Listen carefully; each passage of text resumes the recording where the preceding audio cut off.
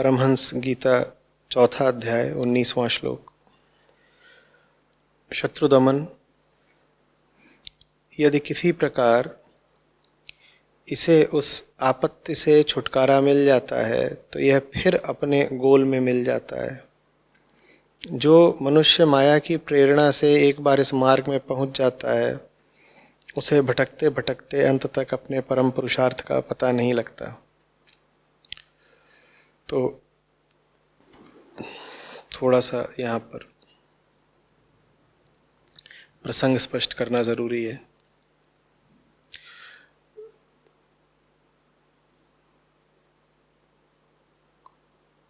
उदाहरण लिया गया है व्यापारियों के एक दल समूह गोल का, जो धन कमाने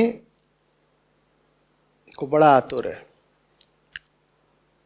तो ये जो व्यापारियों का दल है ये धन कमाने की इच्छा लिए भटकता हुआ एक जंगल में प्रवेश कर जाता है। उसका नाम है संसार वन।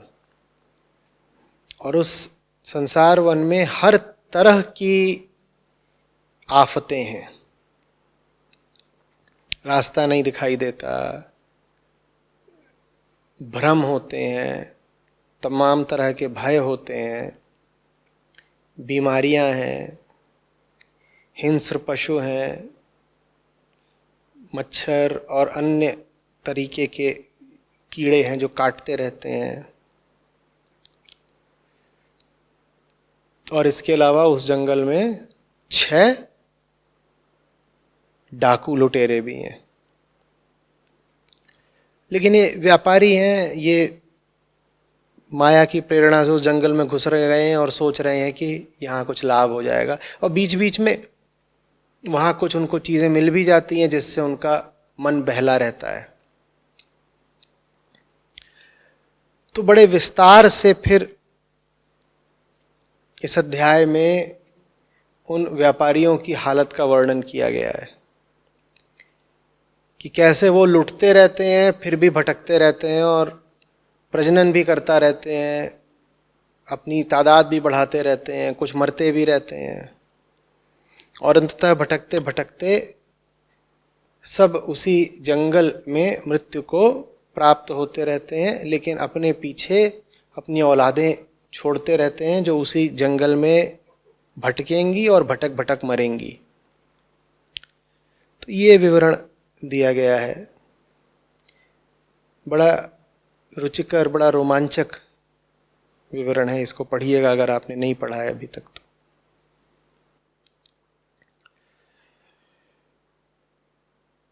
तो पूछ रहे हैं कि जीव को इस अध्याय के श्लोकों में बताया गया है कि हर जगह भटकता ही रहता है और जो माया के वश होकर एक बार भटकाव के रास्ते पर निकल पड़ा उसे फिर अपने परम पुरुषार्थ का कभी पता नहीं चलता।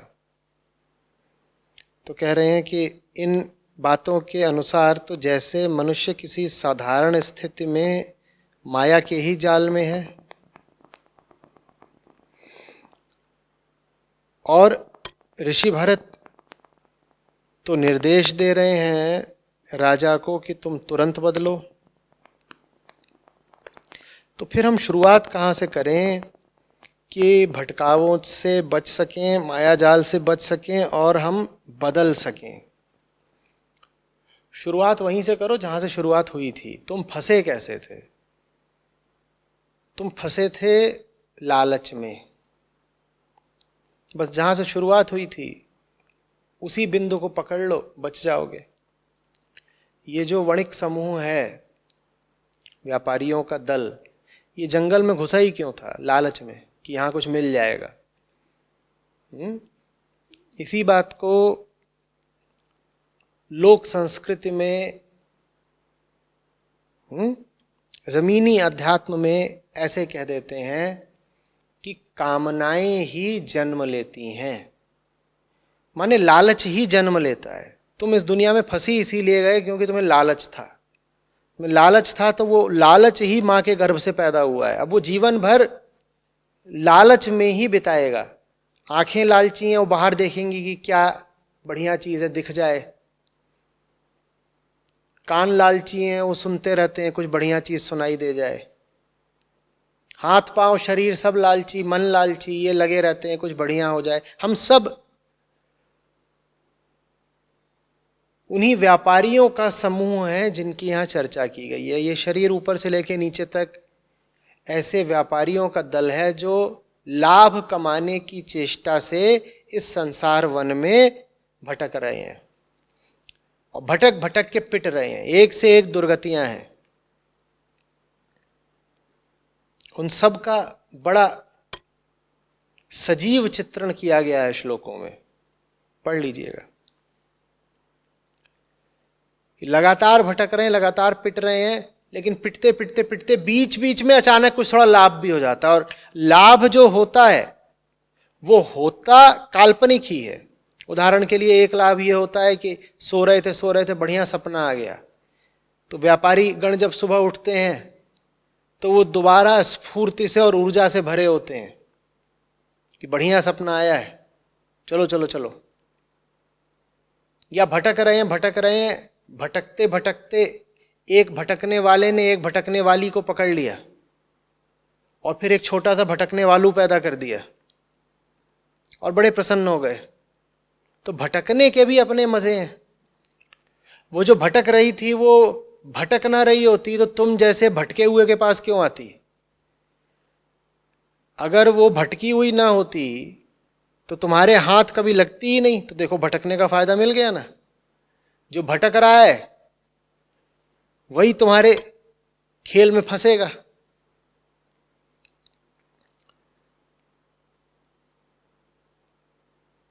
दूसरों का भी स्वार्थ तुमसे यही है कि तुम भटको।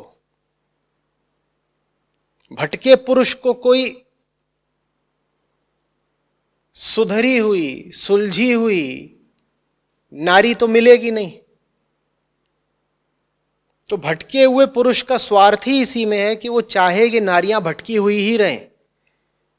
नारियां अगर भटकाव से मुक्ति पा गई तो पुरुषों के हाथ कहाँ आएंगी? पुरुष अगर भटकाव से मुक्ति पा गए तो नारियों के हाथ कहाँ आएंगे? तो ये जो व्यापारियों का पूरा दल है ये कुछ तो इसलिए भटका हुआ है क्योंकि पैदा ही भटका हुआ था, और कुछ इसलिए भटका हुआ है क्योंकि सब व्यापारियों का परस्पर स्वार्थ इसमें है कि दूसरे बाकी लोग सब भटके हुए रहें।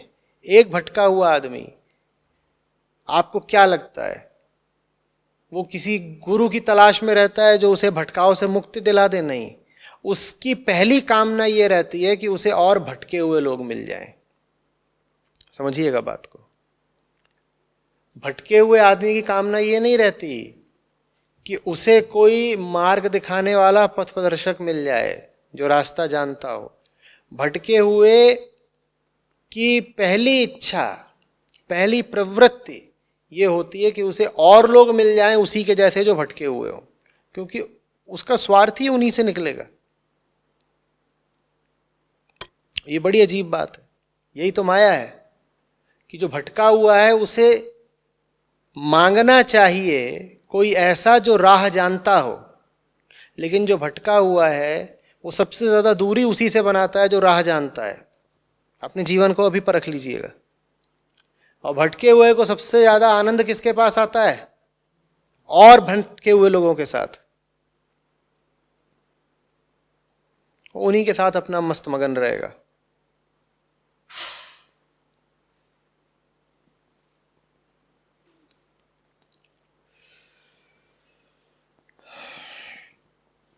तो पूछ रहे हैं कि शुरुआत कहाँ से करें कि भटकाव से बचें। मैंने कहा शुरुआत वहीं से करनी है जहाँ से शुरुआत हुई थी।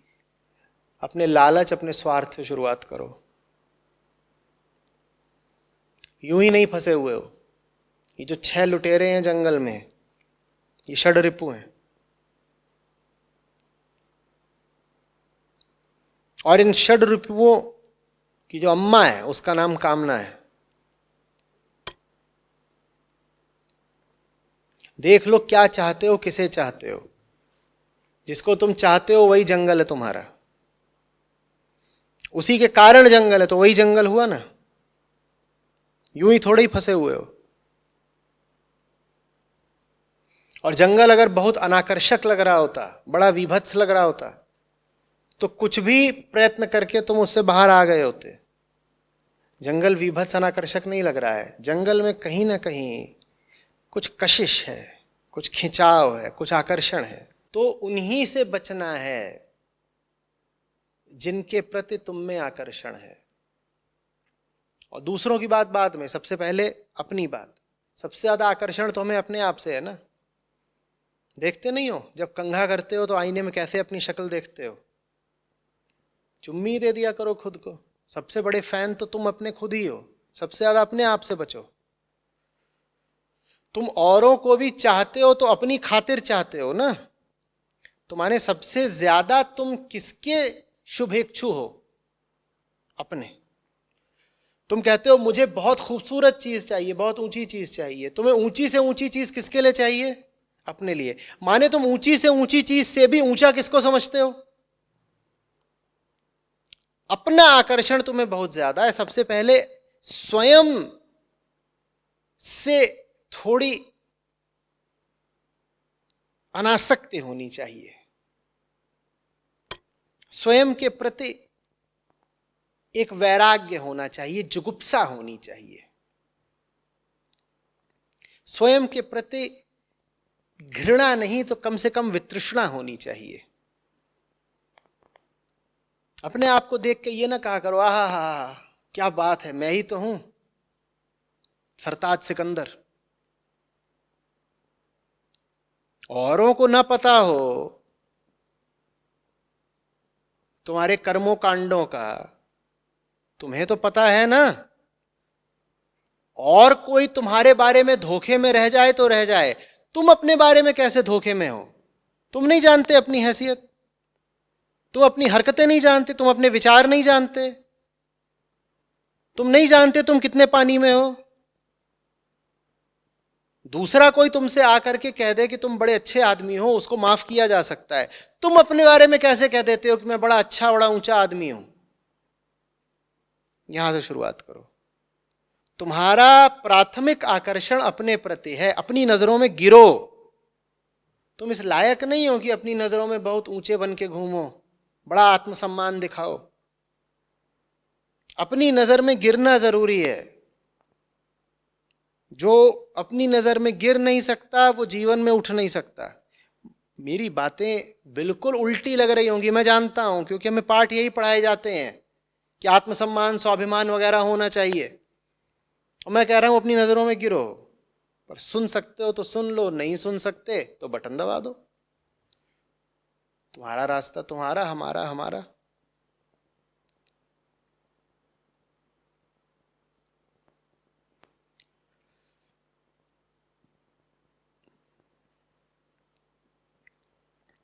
आ रही है कुछ बात समझ में?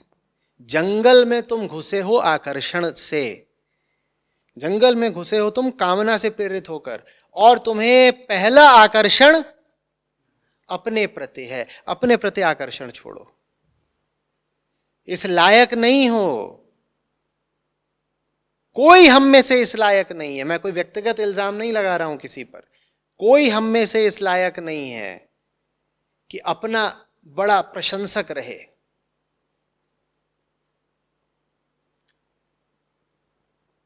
जो अपना प्रशंसक होना बंद कर देता है, जिसमें आत्म संशय आ जाता है, बल्कि जो आत्म निंदा से भर जाता है, वो उन चीजों से फिर मुक्त हो जाता है जो निंदनीय हैं।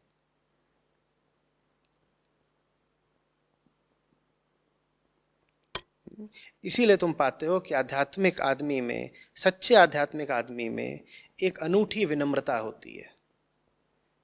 वो जानता है कि मौसम कौन कुटिल खल कामी।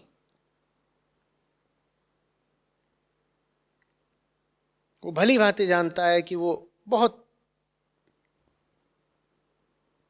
नीचे का है।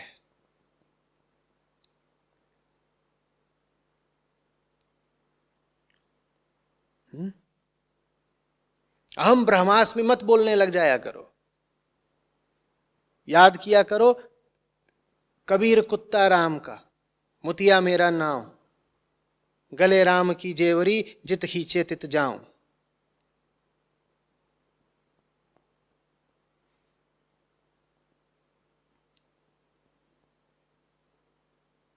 याद किया करो कि संतजन कह गए हैं कि हम पांव तले की घास हैं। वो नहीं कहते कि हम विशाल वटवृक्ष हैं।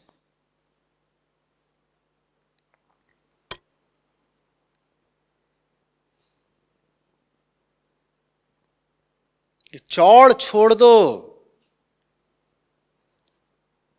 कुछ नहीं हो तुम, या तो खुद छोड़ दो, नहीं तो जिंदगी पीट पीट के छुड़वाती है। और ऐसा नहीं कि तुम ये बात जानते नहीं, तुम्हारा अभी तक का जीवन गवाही दे रहा है इस बात की कि जिंदगी ने तुम्हें पीटा ही है। अपनी हालत को देखो, अपने व्यक्तित्व को देखो, अपने मन को देखो। पर अजीब ढीठ हो, पिट पिट के भी बाज नहीं आते। बार बार पिटते हो और पिटने के लिए तैयार खड़े हो जाते हो, लो पीटो हमें। संभलते नहीं, सुधरते नहीं।